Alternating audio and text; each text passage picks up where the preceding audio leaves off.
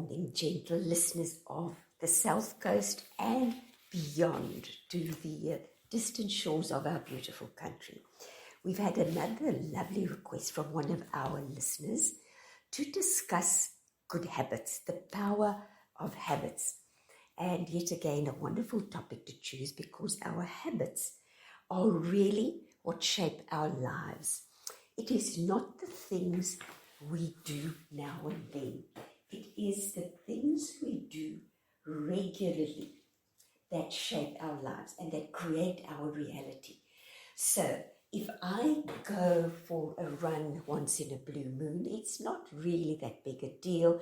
It doesn't affect my health and my fitness level too greatly. But if I'm running regularly and it becomes a habit and I build it into my, I almost want to say subconscious, that this is what I do, then it now starts affecting my life. I become more health conscious, I become fitter, it changes the shape of your body, it changes the way you make sense of the world, and so you can see it has a bigger effect.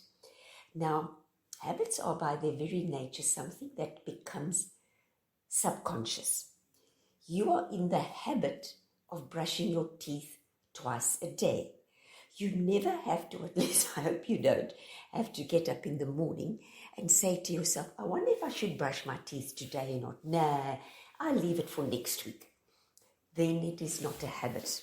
Habits are the things that we have done sufficiently, repeatedly.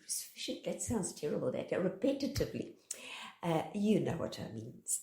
Often enough, so that they are now embedded in our subconscious and we do it habitually. For example, you take the same route to your shop, to let's say Pick n Pay. You take the same route to Pick n Pay when you go there. You don't have to sit and think, oh, I don't know where to go, I don't know which route to take. It's a habit. You get in your car and you can drive. And speaking of cars, I'm sure you can remember when you first started driving that you had to think about depress the clutch, release the accelerator, check your rearview mirror, and so you take off, and then when you want to stop, you have to depress the clutch, depress the brake, etc., etc. But after a while, that also became automatic. It became an habitual action. So you can see why habits are so important, because for all the good habits that we have bad habits. And that could be a health thing. That can be something like smoking. It could be something like a poor diet, a lack of exercise, or of course it could be the habit of choosing the wrong associations, making the wrong associations. It could be in the habit of allowing people to, let me use the generic term here, abuse you. This may be just verbal abuse, emotional abuse, and other subtle forms of abuse. But you have now accepted that that's the way it is, and you are now in the habit of, when someone says to you, please go and make me some coffee, and it is now the 15th time you've been asked and it's never been reciprocated, it is now your habit to do that, your want, as they say. So how does that start? What is the power of good habits?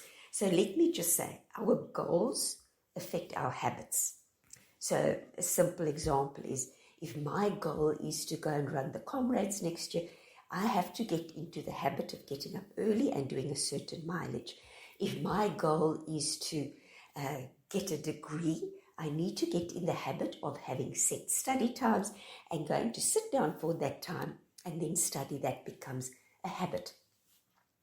If you have children at school, it should be a habit that they come home, have some lunch, maybe take their uniforms off, and then dive into the homework before they go and play or whatever they do for leisure at home. So those habits are the good habits that drive you towards your goals. The more you are aware of the habits that serve you and the habits that sabotage you, the better equipped you are to tweak your behaviors to advance you towards your goals, whatever that is.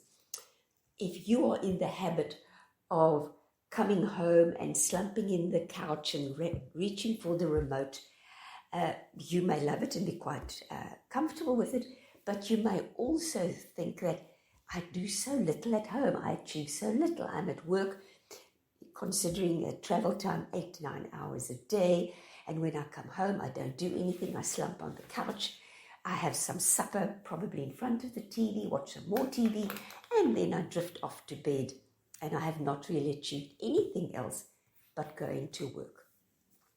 So we have to inform our habits, apart from the obvious ones. As I say, smoking is a bad habit, but it is a habit.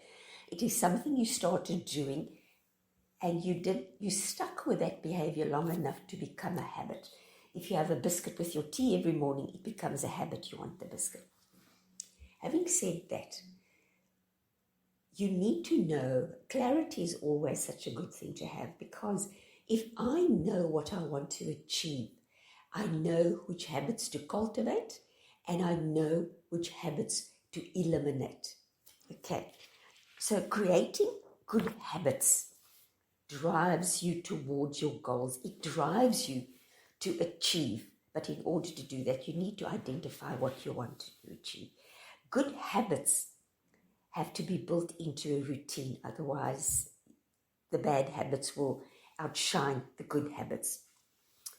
Block out regular time to acquire a new habit.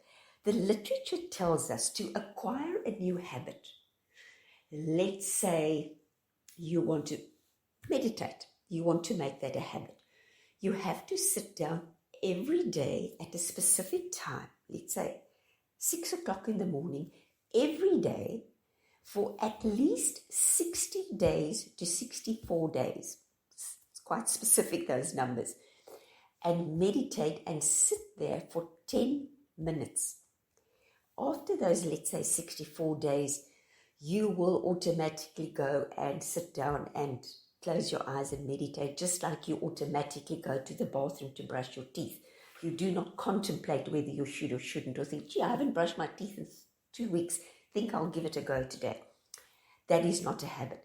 So it takes time, and it takes the commitment, and it takes the self-discipline to have new habits. And of course, it's always much easier if we replace a bad habit with a good habit rather than just eliminate the bad habit. I'm not a smoker. I've never been a smoker. But friends and acquaintances who have smoked and have decided to give up, when they have the desire to light a cigarette, they will chew gum or eat something or go for a walk or do something to distract them so that they could break that habit. And then perhaps chewing gum or having a biscuit becomes the new habit in the place of smoking. So reflect on the habits that you have. Ask yourself, what do I do regularly, habitually, that I actually don't think about it anymore? It skirts around my awareness. It is an automatic behavior. It is that programming that we now do. Self-discipline, of course, as I say, is crucial. In fact, I saw something a while ago that self-discipline is not necessary if you want to lose weight and have a better life and so on and so forth, which I must admit I totally disagree with. I think anything you want to achieve requires a degree of self-discipline, because whether it is studying towards a degree, working towards acquiring a new hobby. A while ago, I decided I needed to learn how to crochet, and I educated myself via YouTube and sat down and worked at this till I had mastered the skill of crocheting, and I'm thoroughly enjoying it. But it took the self-discipline to say, I am going to sit, I'm going to watch the YouTube tutorials, and I'm going to watch them as many times as I needed to to acquire the skill, and then it takes practice. I can know what swimming is. It doesn't mean I can swim. I can know that it requires somebody to go in the water and move their arms and legs and body in a certain way, and then they will, whilst staying on the water as opposed to under the water, they will be transported from one end of a swimming pool to the next. It doesn't mean I can swim. So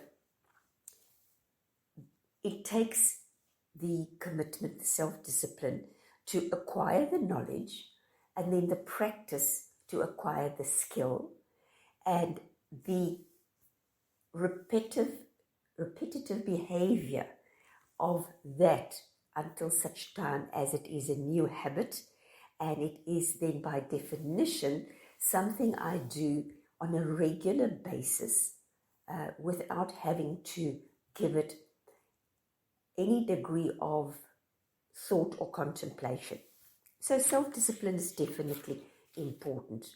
Get support if you need to. Ask a colleague, a friend, a family member and say, listen, I need you to check in with me. I want to learn how to play the piano, and I need you to ask me on a regular basis, how is my piano playing coming on? Am I practicing? Have I got my piano teacher, etc., or whether it is to lose weight or get fit, or whatever it is that you want to acquire.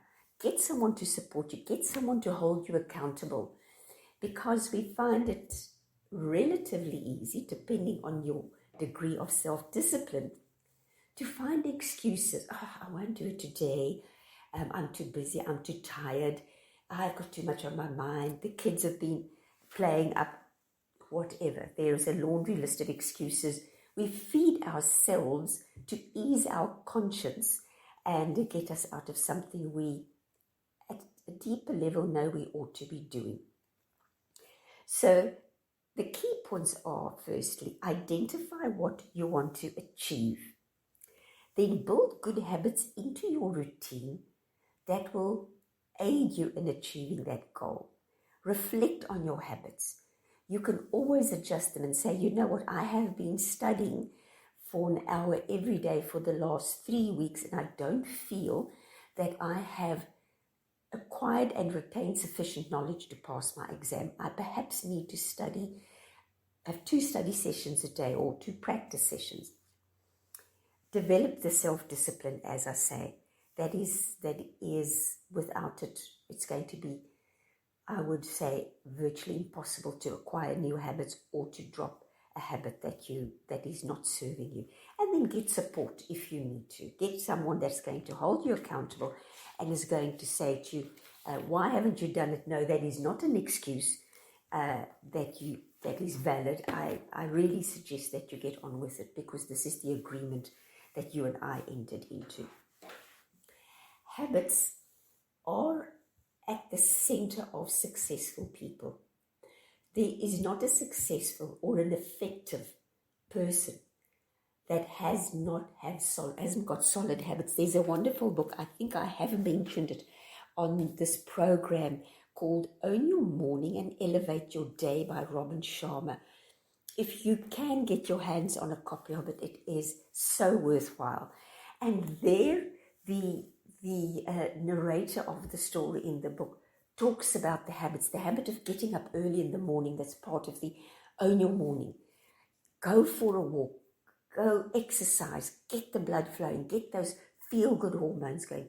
Then come and sit down and reflect on what you did yesterday and what you want to achieve today. Write it down. Have a journaling period built into that morning, and then perhaps go and sit and meditate.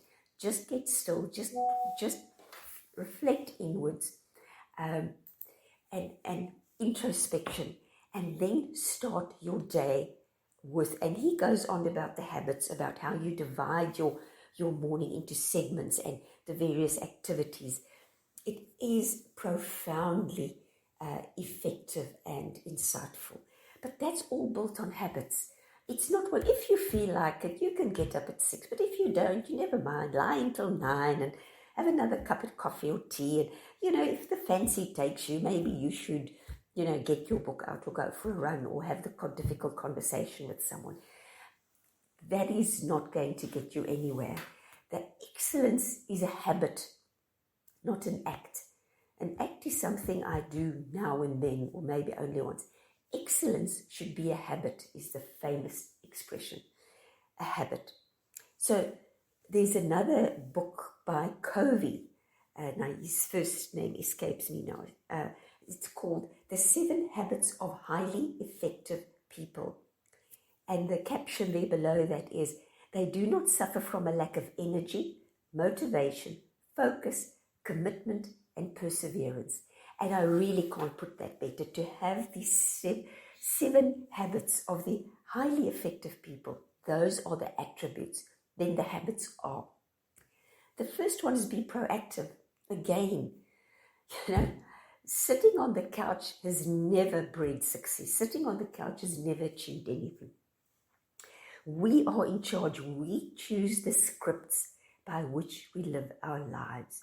And use your self-awareness to be proactive and take responsibility for the choices you make. Because every morning you have the choice to lie in or get up and moan about what you haven't got and what hasn't worked, and decide already before the day has even started that it's not going to work for you, it's going to be another bad day, and it's all just going to be copy and paste. Or you have the choice to say, you know what, yesterday is gone, but today I have a brand new opportunity to change my life for the better. But I have to be proactive. You cannot feel victimized by others, by the economy, by bad luck, by fate, by your mother-in-law.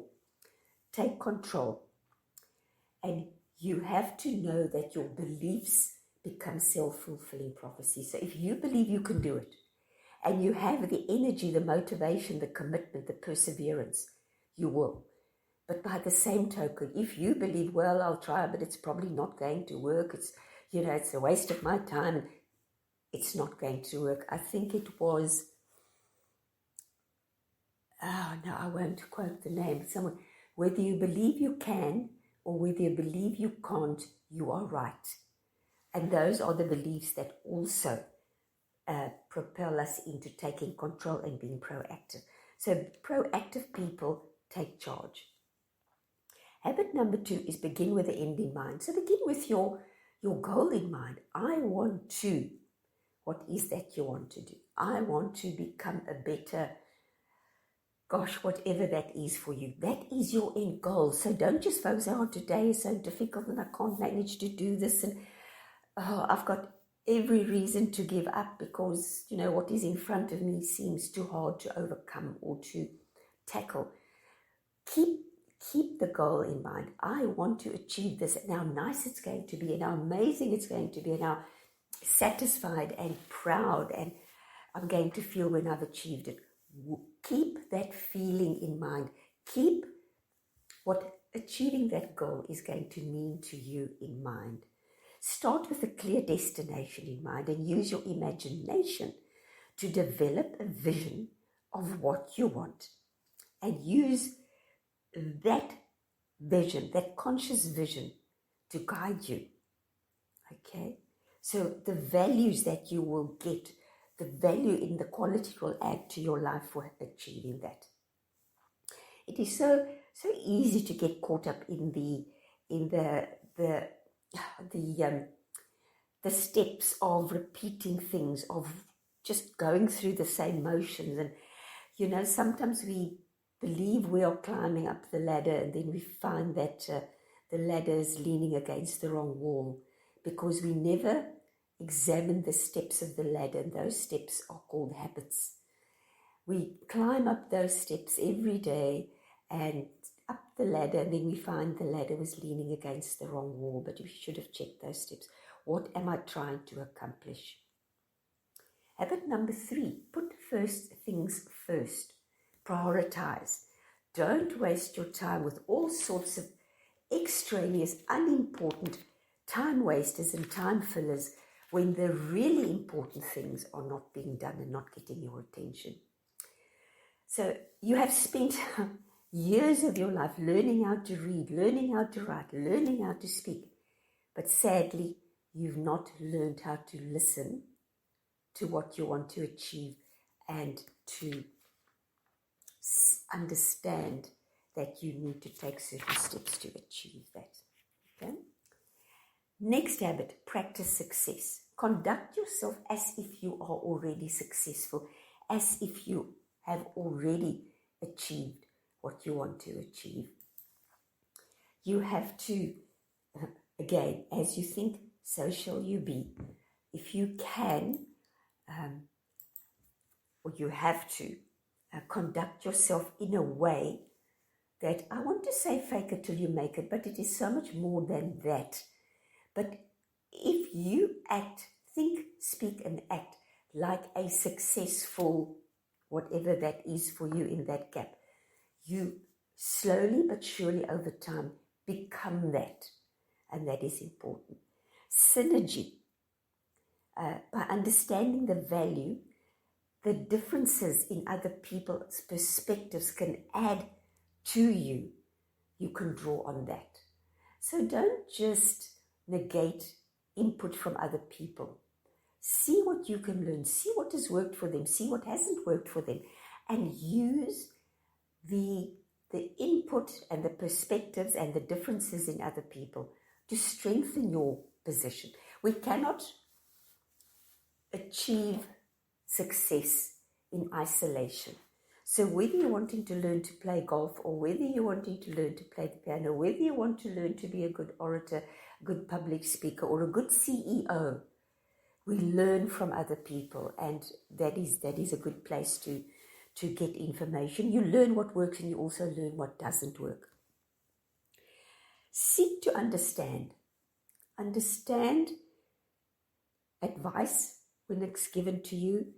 Understand where other people are in their journey, and don't be so, I want to use the word advisedly here, selfish, that we alienate other people in our climb up the ladder. So always make time to understand other people and their point of view before we expect them to understand us and our point of view and our drives. And then the last one, which I don't know, almost should be first for me, is sharpen the saw. And I know I've used this as well. To be effective, you must devote time to renew your skills. You must devote time to sharpen the saw. I know our doctors have to attend certain conferences every year, or I'm not sure what the regularity of those are, so they can stay up to date with the latest technology, with the latest procedures. They have got medical reps that come and see them and introduces them to the latest medications. Surgeons have to learn the latest techniques in removing your gallbladder or your appendix or your tonsils. They don't do it the same way they did it 20 years ago. And if you went to a doctor who wanted to do that, you would be perfectly horrified, and rightly so. So we have to sharpen the axe. We have to keep our skills up to date. Learn, read, research, and to sharpen our skills, to be the best at what we want to be. Get into the habit of eating healthy and getting exercise. Get into the habit of whatever your spiritual practice is or religious practice is, to set time aside for that. Make that a habit. Go within. There's another expression that says, if you do not go within, you will go without. And that's very true. And then mental abilities, read quality books, watch less TV, learn. Control the amount of time you waste on rubbish. And please, listeners, control the amount of time you spend on social media. There is very, very little to be gained from it. All I see is that it robs you of being in the moment. You are living in a virtual world, seeing that Susie Smith is having coffee at Oliver Tambo Airport, and who gives a hoot? And so had a croissant for breakfast at whatever cafe. Who cares? Does that add quality to your life? Does it really matter that you've got 500 friends on Facebook? No, it does not. I would rather have one or two close friends who understand me, who support me through the good and the bad and the indifferent, and who I do the same to. that I can call on at any time than 500 friends on Facebook who are scattered all over the world and who share mindless, valueless information with me over social media. So find your, as we call it, your locus of control must be internal. So you set your own values, you set your own way of making sense of the world by your own standards and values and ethics, rather than by everything we are bombarded with in the external world. Because if you are constantly trying to get the approval of others, if you are a people's pleaser, if you feel terribly hurt and distraught if somebody is nasty to you, that means your locus of control is external, and you are forever at the mercy of the vicissitudes of other people's moods and fancies and likes and dislikes. But if your locus of control is internal, yes, there are bumps in the road, but you never feel like you've been pushed off a cliff and you're in free fall, because your control is within, it is internal, and you are the one who decides how and if you will respond to what is going on around you. Because ships do not sink because of the water that surrounds them. It sinks because of the water that gets inside of them and weighs them down. So be careful what you let inside to weigh you down. So folks, habits, good habits, are incredibly important. They are, as I say, central to our success and happiness and quality of life. It is, again, a vast topic. There could be a specific habit that you need to address that I would be more than happy to help you with, or any other professional.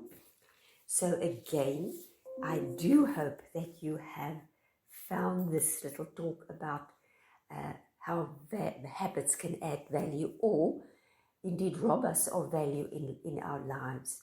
And that it is so worthwhile to look at our habits, the things we do so regularly and so unconsciously that are creating our lives and our reality, and reevaluate them.